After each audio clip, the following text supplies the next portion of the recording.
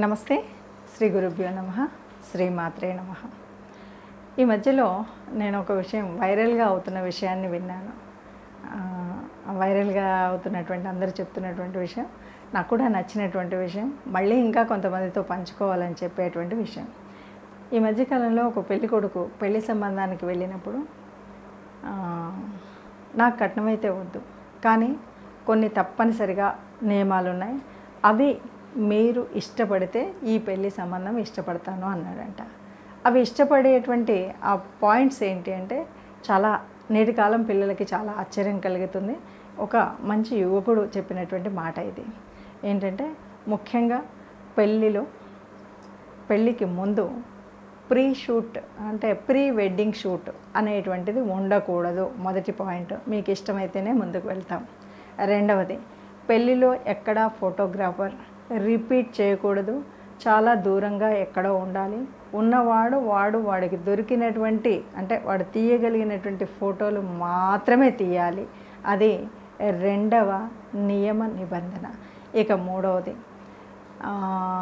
ఏంటి అంటే, మనము సంప్రదాయ ప్రకారంగా చేసుకునేటువంటి పెళ్ళిలో ఏ పెద్దలైనా సరే తొందరగా ఏదో గిఫ్టులు ఇవ్వడానికో వీటికో కాదు, మనస్ఫూర్తిగా అక్కడ కూర్చొని పెళ్లి సమయంలో కూర్చొని పెళ్లి తంతు చూసి ఆశీర్వదించగలిగిన వాళ్ళు మాత్రమే వాళ్ళని పిలవాలి.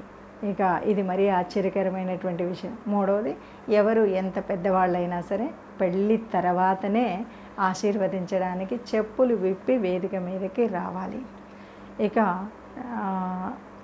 తలంబ్రాలు వేసుకునేటప్పుడు ఎక్కడ కూడా అంటే ఆ సీతారాముల వారి తలంబ్రాలని మనం 10 సార్లు చెప్పుకునేటువంటి ఆ గొప్పనైనటువంటి తంతు ఏదైతే ఉందో, దాంట్లో అపహాస్యాలు చేసేటువంటి ప్లాస్టిక్లు థర్మాకోళ్ళు కలపకుండా, కలిపిన తర్వాత ఇంకా అపహాస్యంగా నోటితో చేతుల్లో పోసుకొని ఊదకుండా ఉండేటువంటి స్థితి ఉండాలి అనుకున్నటువంటిది కోరుకున్నటువంటి కోరిక. ఇది మనస్ఫూర్తిగా అందరినీ పేరు పేరున పలకరించే విధంగా ఉండేటువంటి పెళ్లి తంతు మాత్రం పెట్టగలిగితే అది 10 మంది అయినా సరే ఆ పెళ్ళి నిండుగా ఉంటుంది. అలా చేయగలిగితే ఒప్పుకుంటాను అని పెట్టినటువంటి కండిషన్కి మరి ఆ తల్లి కూడా ఎంత చక్కదో తెలియదు, అమ్మాయి కూడా ఆనందంతో ఒప్పుకుందంట ఆ పెళ్ళికి. సో ఇది మనందరికి కూడా అంటే నేటి కాలం యువత అందరికి కూడా ఆదర్శప్రాయంగా ఉండేటువంటి ఒక వేడుకగా ఉండి, ఈరోజు ఫోటోలు తప్ప ఇంకేమీ జీవితం లేదనుకునేటువంటి వాళ్ళందరూ కాదు. ఫోటో కంటే ముందు మనకున్నటువంటి ఒక ముహూర్త బలం ఉంది, ఒక మంత్ర బలం ఉంది. కాబట్టి ముహూర్త బలంలో ముహూర్తానికి తాళి కట్టించేటువంటి విధానం, అలాగే మంత్రాలు చదివేటప్పుడు స్పష్టంగా ఆ మంత్రాలను వింటూ అందులోని ఫలితాన్ని పొందడం కోసం చేసేటువంటి ప్రయత్నం.